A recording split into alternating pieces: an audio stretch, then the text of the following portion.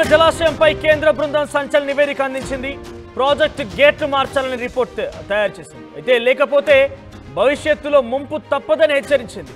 ఇటీవల dam 19వ gate కొట్టుకుపోవడంతో పరిశీలించిన committee డ్యాంలోని 33 గేట్లను మార్చాలని నిపుణుల కమిటీ ఆదేశించింది.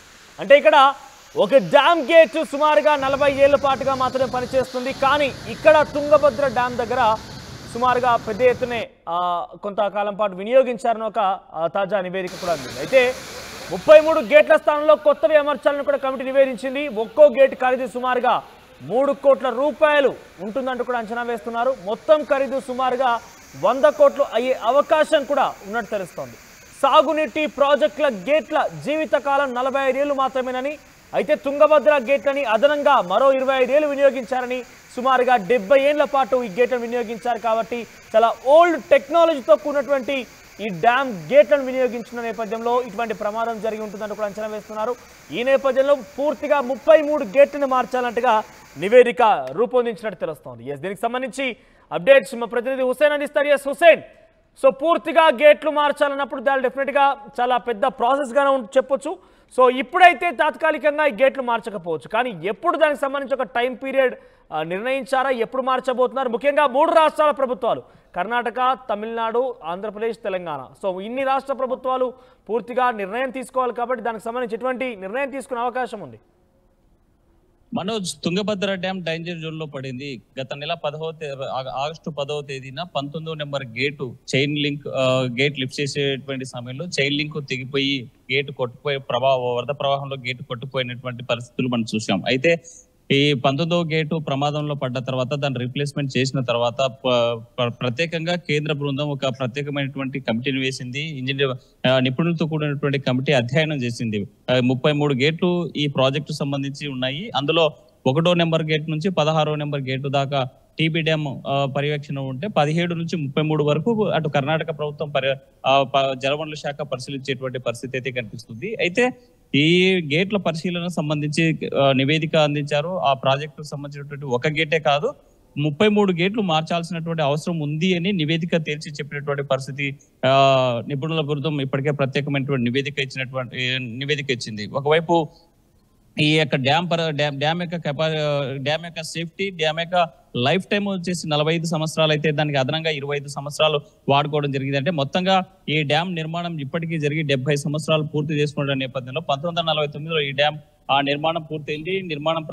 నిర్మాణం పూర్తయినటువంటి పరిస్థితి అంటే 70 ఏళ్ల పాటు ఆ సేవలు కొనసాగించింది. ఇప్పటికీ పురాతనమైనటువంటి టెక్నాలజీ, అధునాతనమైనటువంటి టెక్నాలజీ అందుకొని ఇప్పుడు ఉన్నటువంటి ప్రాజెక్టును గేట్లను రీప్లేస్ చేయాల్సినటువంటి అవసరం ఉందని నివేదిక స్పష్టమైనటువంటి నివేదిక ఇచ్చింది. ఒక గేటే కాదు, మొత్తం పూర్తి స్థాయిలో ఉన్నటువంటి 33 గేట్లు మార్చాలని చెప్పారు. ఒక్కొక్క గేటు చూసినట్లయితే ఒక గేటు మార్చడానికి 3 కోట్లు అంచనా వ్యయం వేశారు. అట్లా 33 గేట్లు మార్చాలంటే 100 కోట్ల వ్యయాన్ని అంచనా వ్యయం వేసినట్టు చెప్తున్నారు. అంతకు మించి అయ్యేటువంటి అవకాశాలు కూడా కనిపిస్తున్నాయి. ఎందుకంటే ఇప్పుడు ఉన్నటువంటి ఉన్న గేట్లను లిఫ్ట్ తీసేసి కొత్త గేట్లను లిఫ్ట్ చేయాలంటే మాత్రం ఈ తుంగభద్ర డ్యామ్ లో ఉన్నటువంటి వాటర్ అంతగా దిగువకు విడుదల చేయాల్సినటువంటి అవసరం ఉంది. కానీ ఒకవైపు నీరు ఆదా చేస్తూనే మరోవైపు గేట్లను మార్చాలని నివేదిక అక్కడ ఉన్నటువంటి ఇంజనీరింగ్ నిపుణులు భావిస్తున్నారు. ఎందుకంటే మనం చూసాం 19వ గేటు వరద ప్రవాహంలో కొట్టుకుపోయినటువంటి నేపథ్యంలో ఒక్క చుక్క నూరు కూడా బయటికి వెళ్లకుండా ఎలాగైనా సరే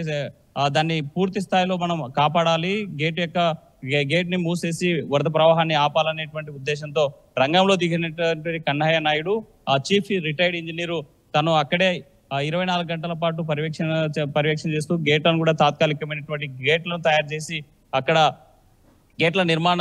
గేటు ఏర్పాటు చేసిన పరిస్థితుల్లోనే 20 టీఎంసీల నీరు మాత్రమే వృధా అయ్యాయి. 60 టీఎంసీల నీరు వృధా కావాల్సినటువంటి పరిస్థితి ఆ రోజు ఉండేది.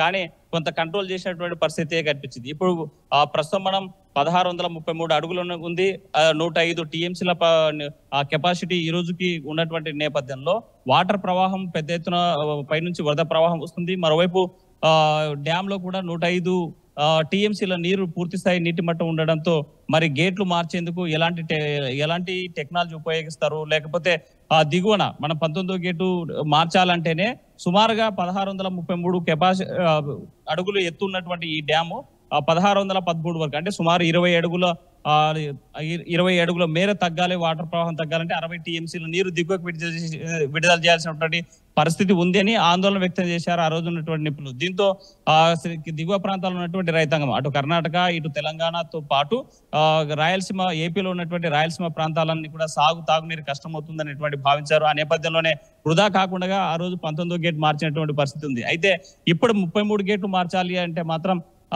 ఆలోచిస్తా ఉన్నారు. ఎప్పుడు మార్చాలి ఏంటని ఒకవైపు పైన ఎగువ ప్రాంతాల్లో కూర్చున్నటువంటి గేట్లు మార్చడం ఒక ప్రాసెస్ గా ఉంటుంది, పెద్దగా అంటే ఒక ప్రాసెస్ ఉండొచ్చు, అది కాకపోతే సాధ్యం కాని విషయం ఏమీ కాదు. కానీ ఇక్కడ 3 రాష్ట్ర ప్రభుత్వాల అంగీకారం ఉండాలి. 3 రాష్ట్ర ప్రభుత్వాలు కేంద్ర జలమండలి దగ్గరికి వెళ్ళి వారి నుంచి అప్రూవల్ తీసుకోవాలి.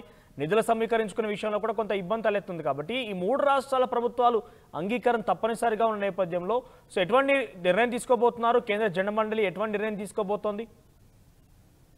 మనోజ్, ఏదైతే నిపుణుల కమిటీ ఇచ్చిన నివేదికను 3 రాష్ట్రాలకు సంబంధించినటువంటి ప్రభుత్వాలు అధ్యయనం చేస్తున్నాయి.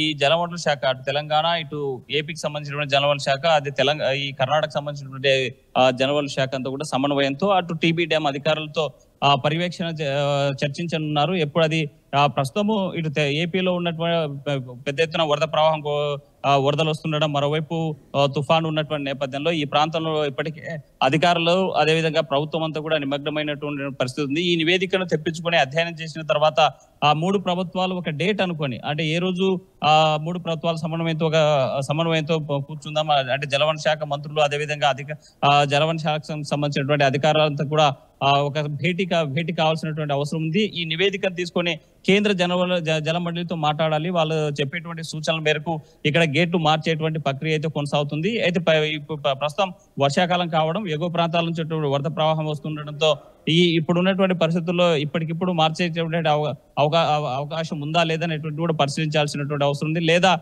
కొంత ఈ సేఫ్టీ అంటే ఇప్పుడు ఉన్నటువంటి 33 గేట్ల సేఫ్టీ ఇంకొంత కాలం ఎండాకాలం వచ్చేదాకా అంటే మరో 6 నెలల పాటు దాని కెపాసిటీ ఉండేట్లా పరిశీలించినట్లయితే ఒకవేళ అక్కడ ఆ గేట్లు సేఫ్టీగా ఉన్నాయనేసి భావిస్తే ఎండాకాలంలో మాత్రం ఆ ప్రాసెస్ స్టార్ట్ అయ్యేటువంటి అవకాశం ఉన్నాయి. ఏదేమైనా 3 రాష్ట్రాలకు సంబంధించినటువంటి అధికారులు ప్రభుత్వ ఇక్కడ మంత్రులంతా భేటీ అయ్యి దాని మీద చర్చించాల్సినటువంటి అవసరం ఉంది. ఈ నివేదిక అంతా కూడా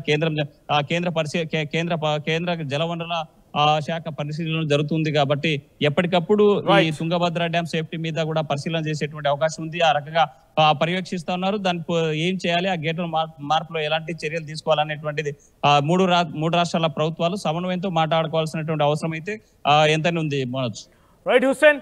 సో మొత్తం మీద తుంగభద్ర డ్యామ్ గేట్లు చాలా పురాతనమైన, సుమారుగా 70 ఏళ్ల పాటుగా వినియోగించారు. అయితే వారు చెప్తున్న కేంద్రం నివేదిక ఇచ్చింది, ఒక పర్యవేక్షణ అధికారులు అక్కడికి వచ్చారు, పర్యవేక్షించారు. పరిశీలించిన తర్వాత ఒక్కో గేటు వినియోగం సుమారుగా 45 ఏళ్ళు మాత్రమే ఉంటుంది. కానీ అదనంగా 25 ఏళ్ళు వినియోగించుకున్నారు. ఈ డ్యామ్కి సంబంధించి సుమారుగా 70 ఏళ్ళు వినియోగించుకున్నారు. కాబట్టి ఇకపై అవి ఉంటే కనుక ప్రాజెక్టు పూర్తిగా డ్యామేజ్ జరిగే అవకాశం ఉంటుంది, పెద్ద ప్రమాదమే పొంచి ఉంటుందంటూ అంచనాలు రెడీ చేశారు. ఒక రిపోర్టు కూడా రెడీ చేశారు.